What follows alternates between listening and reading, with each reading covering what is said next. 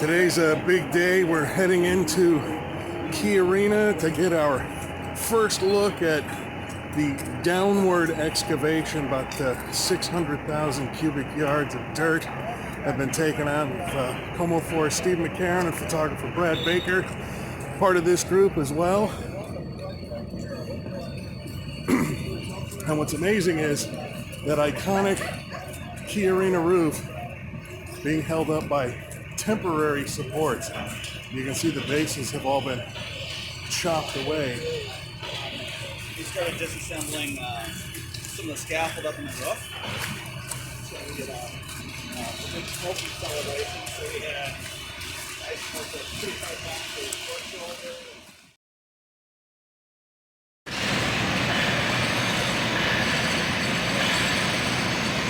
And of course, these crews hard at work to get this arena ready for the 2021 hockey season.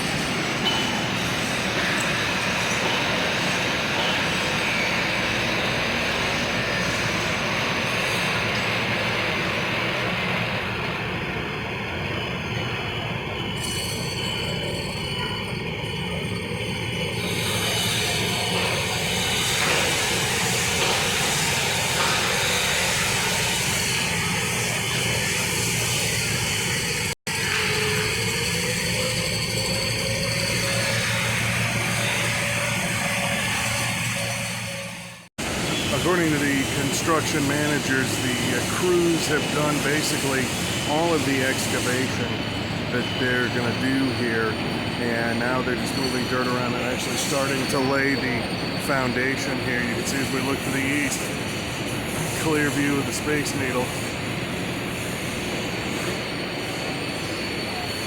And they are getting ready. Now we get to head down into the bowl.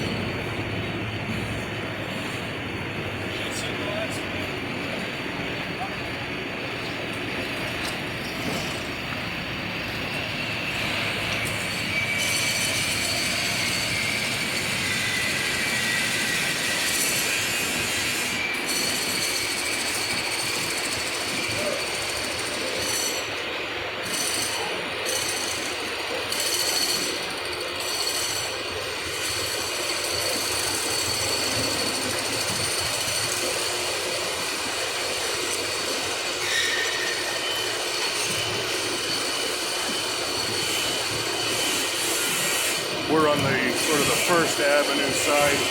Over across the way is what will be the Seattle Center entrance again, although the entrances are changing.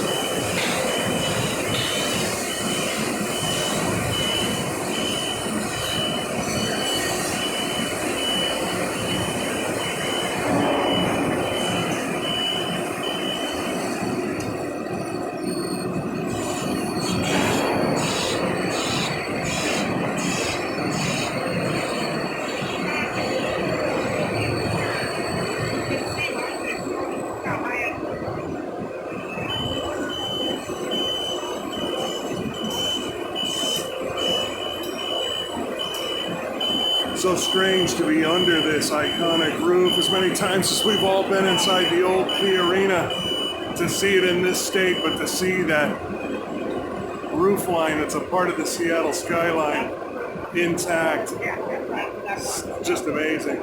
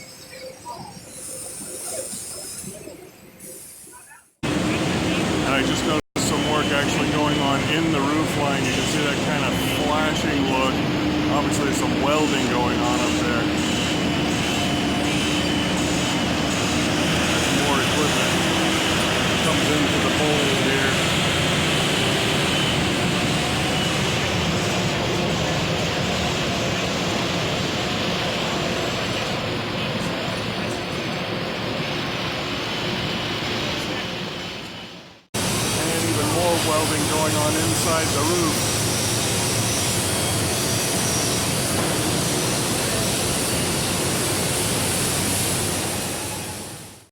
So this is Greg Huber. He is the project executive for Mortensen Construction. Greg, can you tell me a little about where we are in the construction process right now? Yeah, it's a pretty big day for us and a kind of big moment.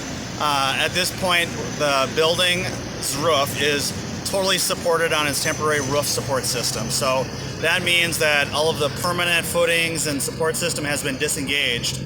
And we've got the big elements, like behind me is the kickstand back there. That's taking all the lateral thrust out of the roof's reaction, and the rest of the building is all on temporary support. So it's a pretty cool moment, and we're about to pour our first concrete to boot. So there's a lot of good things going on here. Is that kickstand, is that big, long brown pipe, set of pipes we're looking at that's holding it up there? You got it. That's that thing right there that you can see. Taking on a lot of weight, but so are the rest of those supports. It really does look like it's kind of floating on air. It does. It does. So at this point, have there been any challenges to the work?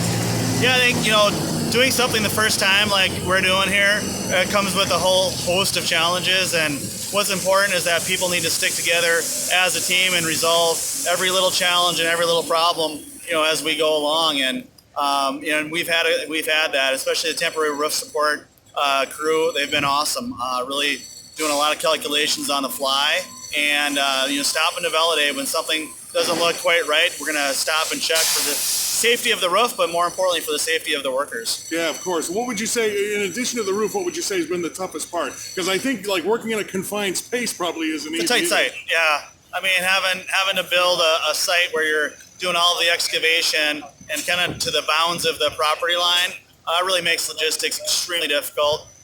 So that's a big part of the challenge as well. So at this point, am I right that we're done digging downward? We're nearly done digging downward. We're about 75% complete, and so we've got about a month and a half left. So by end of February, we're going to be pretty much complete with all of the excavation. And that's around the night, around the clock type effort. So we build during the day, excavate during the night, and that's how we run this job. Wow, that's amazing. How much dirt have you hauled out of here so far? Let's see, we've got about 450,000 yards or so. So, and are we looking, did I hear right, that a total probably about 600,000 cubic yards? Yep. Holy Toledo, that's a lot of dirt. What do you do with it? It goes to different places around the city, depending on its classification and the needs. Most of it's hauled northward of the city right now. Okay, so we start pouring concrete. That's for the foundation, right? You got it. Okay, what's next? One of the big things that we're doing as well is we're disassembling all the scaffolding that's in the existing roof. So we completed some of that work already to seismically upgrade the roof. We've done a lot of the work in the roof already, fire sprinkler, things like that, which is pretty exciting. But the big next moment is getting the concrete columns tied back into the structure, and then also starting to set structural steel later on this spring. So, and those columns include what you're going to use to set the roof onto and attach it to, right? You got it. It's going to be as fast as that temporary roof support system went down and we excavated down. We're going to be pouring brand new concrete columns to tie it right back in, and so the Y column gets about 60 feet longer. Well, now I'm curious. Do we have a rough idea about when we're going to see that roof sort of reconnection? That'll be a while. Okay. That's going to be later this fall before it's fully reconnected back in. So we got to do a lot of structural work because the entire structural frame needs to be installed to have it kind of re-supported. So the big question, are we on schedule? We're doing good. Yeah, we're doing good. For this type of project, we're working hard to meet the completion date. All right, very good. Greg Huber with Mortensen Construction. Thanks, Greg. Yeah, thank you. That. And we are with the big cheese here at this construction site, Ken Johnson, the Executive Vice President of Construction for the Oakview Group. Ken, we were just talking before we started about how cool it is to go inside there, and I heard you talking earlier about how you just come over sometimes and marvel in it. No, it's quite a feet. It's an amazing project. Everybody's worked really hard, the engineers, the contractors, and yeah, every day I come over, I walk in, I'm impressed and just sort of a little bit in awe of what a great project it is. What strikes you the most when you say you're in awe?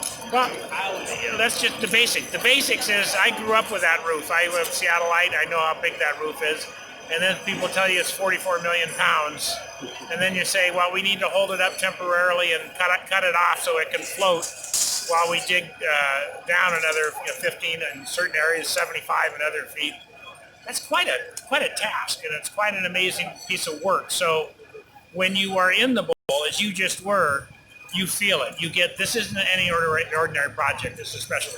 That's true. And in addition to the roof presenting its own challenge, I just talked to Greg Huber, and I'm interested to get your perspective. If you faced any other particular challenges in the work so far? Well, we had 600,000 cubic yards of dirt we needed to haul away in a site that is close into a lot of neighbors.